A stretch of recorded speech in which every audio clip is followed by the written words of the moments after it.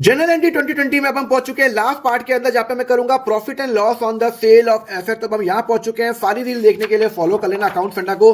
देखो होता क्या है, मैंने एक फर्नीचर खरीदा 20,000 का कैश में। जैसे ही मैंने फर्नीचर खरीदा तो एक तो मेरे पास फर्नीचर आया और मेरे यहाँ से कैश गया। तो फर्नीचर क्या है, मेरा एसेट बढ़ेगा तो डेबिट। कैश क्या है, मेरा एसेट है और एसेट मेरा कम हो रहा है बिकॉज मैं दे रहा हूं। तो मेरा एंट्री क्या हो जाएगी, मेरी एंट्री हो जाएगी furniture debit to cash 20,000 and 20,000 मैंने फर्नीचर खरीदा। अब हुआ क्या कि जो वो फर्नीचर था वो मैंने 17,000 का बेच दिया। तो यहां पे जब मैं बेचूंगा तो मेरे पास 17,000 कैश आया। कैश क्या होता है, मेरा एसेट है तो वो डेबिट है, वो एसेट मेरा बढ़ रहा है।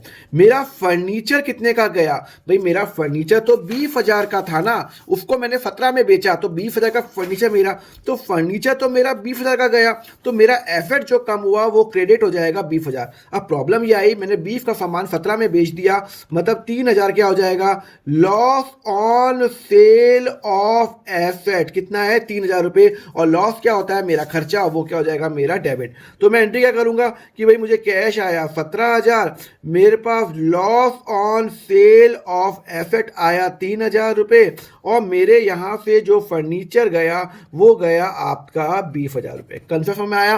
तो यहां पे लॉस को मैंने डेबिट कर लिया। सपोज करो ये केस नहीं होता, दूसरा केस होता, मैंने फर्नीचर 20,000 का खरीदा था और मैंने उसको 25 में बेच दिया। तो एंट्री क्या होगी, देखो मेरे पास कैश आएगा 25,000 रुपए मेरा जो फर्नीचर गया वो तो मेरा 20,000 का गया ना, बिकॉज बुक तो 20,000 है। तो कैश मेरा एसेट है, मेरे पास एसेट बढ़ रहा है डेबिट। फर्नीचर मेरा एसेट है, मेरा एसेट जा रहा है बिकॉज मैं बेच रहा हूं क्रेडिट। तो 5,000 का मुझे फायदा हो गया, gain on sale of asset. जब मेरा फायदा होता है तो वो क्या हो जाता है, मेरा इनकम हो जाती है, और इनकम क्या होती है, मेरी क्रेडिट होती है। तो मैं एंट्री क्या करूंगा, मैं कैश डेबिट करूंगा 25,000, मेरा फर्नीचर गया 20,000 का, और मुझे गेन हुआ, gain on sale of asset हुआ मेरे पास 5,000 का।